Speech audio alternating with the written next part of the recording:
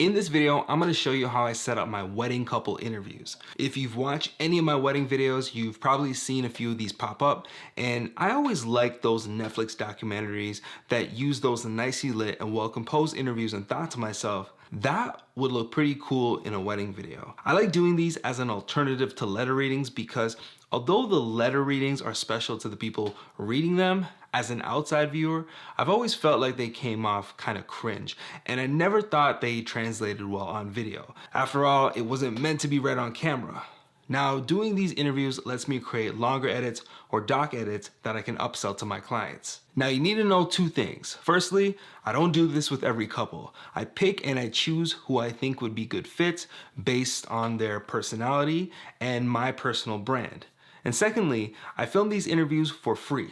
Yeah, I said free. I treat my wedding videos like passion projects, and usually you tend to do whatever you think makes the project the best, and I think doing these interviews really help. I do these interviews either on or before the wedding day, and I'll talk about each scenario and the type of gear I use. So let's start out with day of interviews. I'll do these during bride or groom prep, and they don't take longer than 5 to 10 minutes. The day is new, the excitement is building. It's a perfect time to get the bride or groom talking about each other. I'll begin with a location scout to achieve good rule of third composition and depth of field by creating distance between the subject and the background. If it's a tighter space, I'll find the closest window and I'll try to position my subject there because natural lighting is a quick, effective, and simple way to get a really nice look. Now, when you interview someone, keep in mind that they'll always look at you. After all, an interview is effectively a conversation. Because I know my subject will be looking at me, I position myself behind the camera to make the subject look into the camera, giving the impression that they are speaking directly to the viewer. Normally, I'll clip a lav mic onto the person speaking, but if I have more time than planned for, I'll use these sticky pads to hide my lav mic on the inside of the subject's clothes. They can also stick directly to a person's skin, and it doesn't hurt at all when removed and leaves no residue. Instead of placing the lav mic right underneath the person's jaw, like most people do, including yours truly when I first started, is positioning the lav mic in the middle of the person's chest. The middle of their chest is actually the best position because it's close enough to your subject's mouth to pick up what they're saying, and it's not constrained by being tucked away beneath their jaw, where your jaw is actually blocking the sound waves coming from your mouth or their mouth. I know this might be a bit confusing, but if I can find one, I'll link a video in the description to someone who better explains this. Now, I'll try to set up two cameras. I want to have two angles that are different enough to make an impression. The first one being a wide angle and the second being something tighter. This lets me lean on these interview clips for more than 8 seconds because I have two angles to cut to and the audience doesn't lose focus when watching the final video. I've also shot these interviews with just one camera because sometimes you are really pressed for time and there isn't enough space to set up more than one tripod. After setting up, I asked just 2 questions. Describe your partner, and what are you looking forward to the most about today? So the first question gives me a pretty thoughtful answer, and I often hear the same things like they're kind, they're hardworking, they're funny, and this actually allows me to develop a reliable approach for overlaying dialogue onto B-roll of bride prep, dancing, and the ceremony. From the first time I met him, I was like, we're gonna be best friends. Like, this guy is amazing. His kindness, his passion are just the first thing that drew me to him.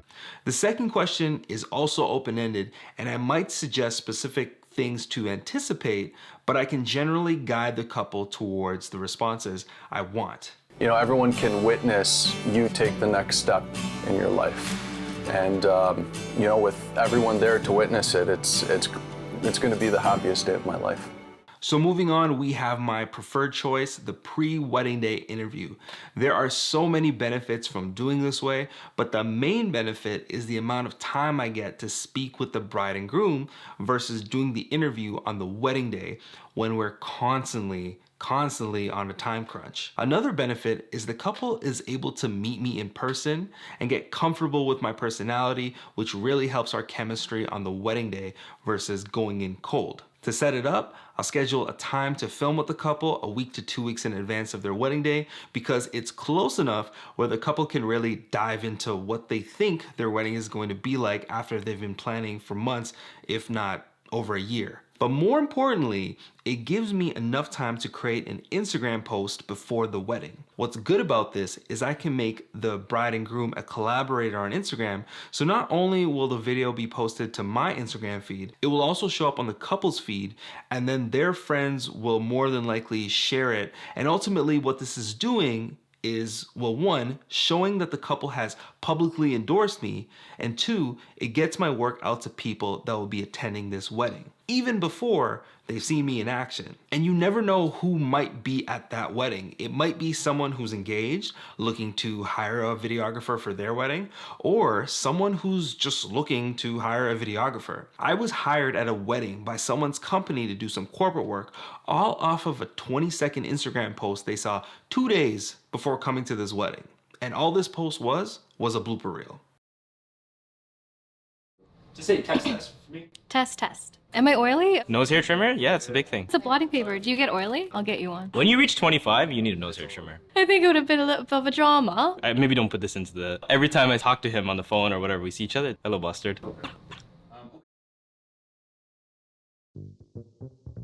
Our licensed electrical contractors come to your doorstep to get your home EV ready.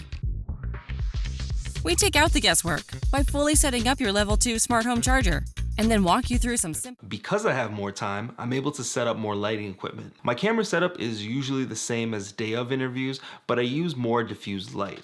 A softbox paired with a Godox VL150 is usually my go-to key light. If there is a practical light source, like a lamp or something, I'll try to position it behind the subject to create a back or hair light. I'm also making sure whatever lights I'm using aren't showing up in any of my shots, and I'm gonna explain why in a second. For audio, I always try to boom a mic. If you can, I always recommend booming a mic instead of using a lav mic. The sound will be richer and you'll have less audio editing to do in post. But with that said, if all you have is a lav mic, that's totally fine.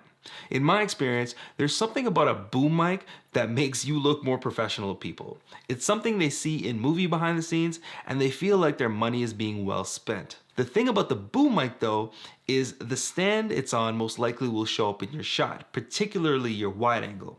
So what I like to do is after I finish filming the interview portion, I'll ask my subject to remain seated, keep the light in the same position, and I'll remove the boom mic entirely from my shot. Then keep the camera rolling for another 10 seconds. In post, I'll simply mask away the boom mic and fill in the shot with the clip that doesn't contain the boom mic and then stretch it out for as long as it needs to be. This brings me back to lighting. You might be wondering if you can use this technique with light stands. The short answer is no. Once you move a light, the shot is broken.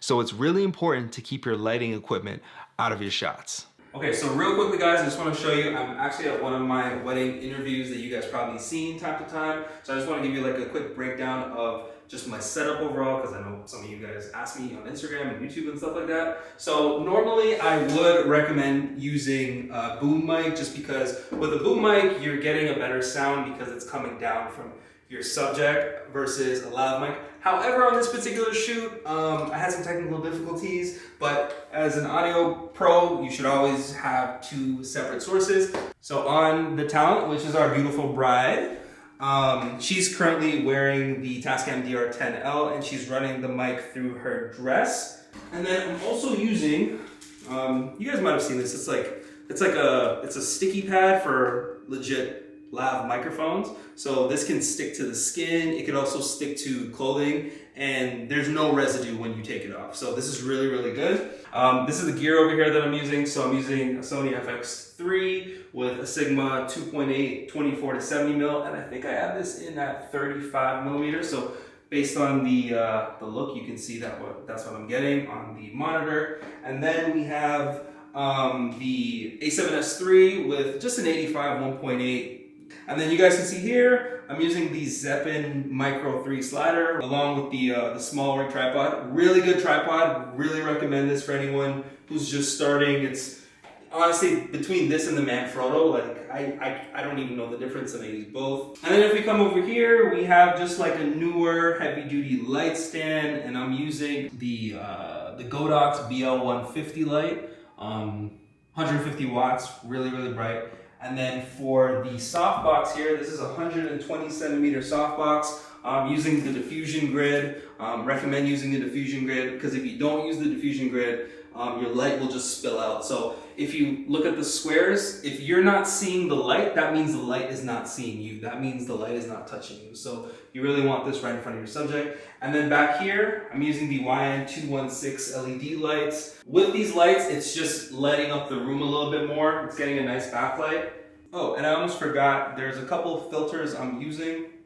I'm using just a K&F Concept diffusion filter that's 1/4, and then on this one, I'm also using another K&F Concept diffusion filter that's 1/4, and this one's nice because it's magnetic, so you can switch out for like ND filters, so that's really convenient, especially like at a wedding when it's running gun, and you know, you don't have a lot of time to do a lot of things, but yeah, that's pretty much it. So I asked 8 defined questions, and then depending on where the answers go, I'll ask more. So here they are. Number 1, give me an elevator pitch that best describes your partner. This is similar to the describe your partner question from the day of interviews. Number 2, talk about your first impression when you met your now fiance. Did you even like them? Think about it. Some of you are in relationships with people you might have not liked at one point. I actually think it's really interesting how a person can go from not being on your radar to spending their entire life with you. Number 3, what was the proposal like? Talk about the emotions you felt as it was happening. This is just something that I can use maybe in the prep part of the wedding day. Maybe they mention how a friend helped out, and then in the edit, I can layer over B-roll of that friend they were talking about. Number 4, in what ways are you most alike? Number 5, in what ways are you most different? I don't really have any real way of using this in the edit. I just thought it sounded cool to ask. Number 6, talk about a specific thing or quirk that your partner does that makes you feel good. Number 7, talk about what you love, enjoy most about your partner's friends and family. Do you have any special relationships with them? Parents, siblings, best friends, etc. This is another talking point to lay over with some B-roll of the people the bride and groom will mention in their answer. It's a nice way to show the relationship the bride or groom have with their partner's family. Number 8, was it love at first sight or did it take a while? Tell me about the moment you thought to yourself, this person might be the one for me. This question is thought-provoking and kind of forces people to really dig into their past and really think about the moment they decided they were gonna be with their person till death do them part. So I spent about 2 hours of my own time on setup, the filming, and teardown. But like I said before, these are passion projects for me, man.